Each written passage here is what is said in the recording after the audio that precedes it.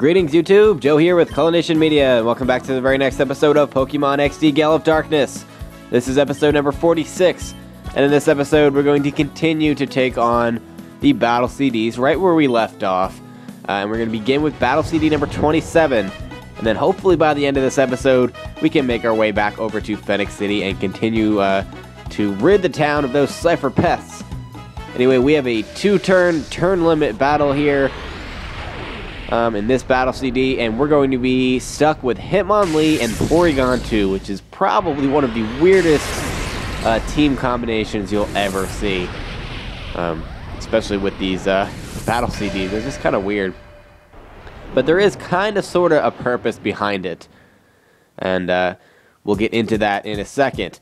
First of all, Barstow here, which is an awesome name by the way, Barstow.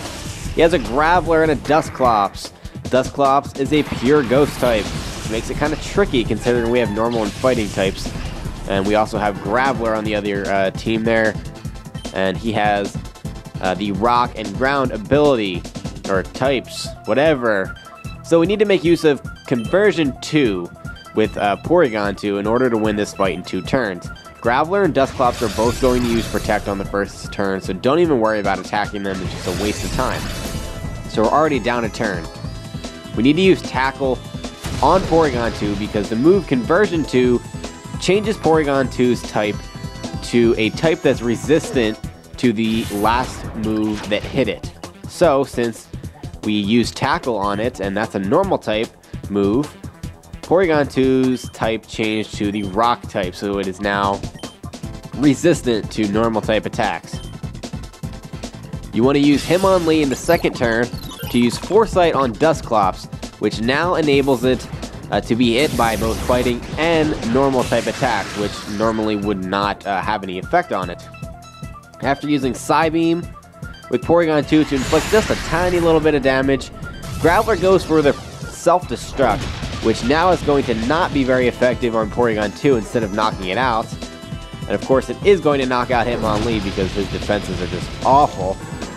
And in the process, because of the Foresight, Dusclops is also going to get knocked out by the Self-Destruct. And of course, Graveler has killed himself as well, so Barstow and his Graveler here have essentially won the battle for you and killed themselves. He blew up his entire team. And that's that. He acts like he gets shot, which he pretty much did emotionally. And that's going to be it for Battle CD number 27. Bye-bye, Barstow. Take that. What do we get for beating this? Oh, a timer ball. We get a timer ball, something that's actually useful. Holy crap. Timer balls are awesome, especially later on in the game, because they increase in effectiveness the longer the battle goes on. So when you're fighting like legendaries and harder to catch Pokemon, if you can stall the battle out a little bit longer, they become gradually more effective as time goes on. So thus the name timer ball, I guess. Alright, so we have Battle CD number 28 here. And this can be kind of a frustrating one, especially if you're prone to getting critical hits when you don't want to. And, of course, that'll kind of explain itself as we go through this battle. But, I don't know. Largely speaking, it's not that difficult of a battle. And we have Sim Trainer Frago here, who begins with Ariados and Xatu. Ariados is Bug and Poison type, Xatu, Psychic, and Flying, and our team is Feraligatr and Ferret. The double Fs. Both, in my opinion, are really bad, especially Feraligatr in 3rd generation before the physical special split. He just was not that good, because he had a high attack and nothing really to back that up. Anyway, the key to this battle is getting rid of Xatu and Ariados pretty much at the same time in order to prevent Electrode's explosion. Forget if it's explosion or self-destruct, but regardless, if Electrode is able to pull off the explosion, you're gonna lose. He's gonna knock out both your Pokemon in one hit, and you're gonna be screwed because you only have the 2 Pokemon. So you need to do everything that you can to prevent that. And because his 4th Pokemon is Psyduck with the ability Damp, which prevents explosions, you need to get both of them out on the field at the same time and then get rid of Electrode first. So that's what we're going to do here. We're kind of using Surf and Swift because both of them attack both of the opponents at the same time. That way we can whittle down their health at the same time and then hopefully kill them at the same time as well. So that Electrode and Psyduck both come out at the same time, because if Electrode comes out first, he's going to move first because of how fast he is, and you're not going to have a chance to defend against anything. So that's where getting a critical hit unexpectedly when you don't want to can really hurt you and just cause you to lose the battle, because if you knock out Ariados or Xatu before the other one, and not at the same time like that, Electrode will come out and explode, and you'll be screwed, and you'll be sad, and you'll have to start all over again. Well, anyway, we did exactly what we needed to do. Psyduck and Electrode are coming out at the exact same time. So, considering Electrode can only do Explosion, he has no chance to do any moves other than that. And yeah, he's just going to be screwed.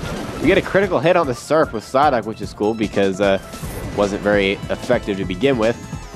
And we took the Future Sight pretty well there. So I'm just going to keep using Surf, and we'll use, let's see, I guess we'll use Strength on Electrode. It was Explosion, by the way. I figured it was Explosion, not Self-Destruct, but I guess it doesn't matter either way, right? Strength does some significant damage there, and we should be able to knock out Electrode with this Surf, and then we can whittle down Psyduck as well. Oh, it doesn't kill him. Crap, he hung on with 5 HP left. Not that it matters. It doesn't matter. Psyduck goes for the Water Sport. I don't understand. Like, Psyduck doesn't even try to beat you. He just is retarded. I mean, he's having a bad day. He always has headaches. I feel bad for him. Electrode goes for another Explosion. And if you keep him on the field for 5 turns, I guess he'll start using Struggle because he doesn't know any other moves, which is pretty cool. I guess if that's the case, you can knock out Psyduck first, so he can just struggle and kill himself. Alright, well, Surf. Psyduck only has 8 HP, and he can't handle that, yo. Can't handle that. Psyduck goes down, and so does Frego. Friggin' Frego. That's enough of that. What was that, Battle CD number 28? Well, it's completed, and we're going to be receiving, I believe, another timer ball for our efforts. And that's going to be all the battle CDs that we're going to be doing for right now. And now we're going to head off to Fenic City and get at least one battle in before the end of this episode. Let's go! Okay, so we're outside the house with the beds that we sleep in. You talk to this guy with the Absol here. And voila, he transforms. Well, aren't you the good judge of character? Shut up. First of all, that laugh was retarded. Second of all, your name is Ertlig. You have no right to make any jokes other than about your name being Ertlig, because that's, oh my god, that's the dumbest name I've ever heard. Ertlig, come on. That's even worse than Gonrag. Oh, jeez. I feel, no, actually I don't feel bad for them because they're just evil people. Anywho, we have Vaporeon and Trapinch out. And we're going against Poochyena and Magnemite. They're two very, very weak Pokemon. Poochyena is unevolved for some reason at level 22, which is beyond me. And he goes down to 1 Water Pulse. Magnemite, of course, is going to hit with Supersonic because it has like 100,000% accuracy. Yeah, 100,000%. Pretty much it confuses me even when they don't use the move. That's how much accuracy it has. But I attack anyway because I'm amazing. And Trapinch gets a hold of Magnemite with the Sand Tomb, and it's a quad, super effective, and he gets rid of him in 1 hit. Vaporeon grows up to level 29, which is always good. And all we have left is Staryu and Absol. Absol is a pure Dark-type Pokemon with a crazy high attack stat, so be careful with it. You're probably going to want to focus on that first, even if you're weak to Staryu's Water-type. And thankfully, it doesn't have crazy high defenses, and because of the level difference, Vaporeon is able to knock out Absol with 1 Water Pulse. If that was Water Gun, I don't think that would have killed him. Staryu goes for the Camouflage, which changes its type to the Ground type, because Camouflage is kind of weird. It just changes the user's type to kind of like whatever the surrounding area is like. And I was thinking maybe water because of all the waterfalls and the water everywhere, but it goes for the ground type, which kind of makes sense because we are in the middle of a desert, so I kind of get it. Use water pulse, I almost said something completely different. Water pulse on Staryu because it did change to the ground type, so water is super effective on it. We get a critical hit, but it doesn't matter because it's super effective anyway, and he goes down. And that does it for Ertlig. And that's going to be it for this battle. I'm going to stop here, guys, in the next episode. We'll continue on battling all these darn Cipher Peons. Thank you very much for watching, and stay tuned for episode 47. Game on.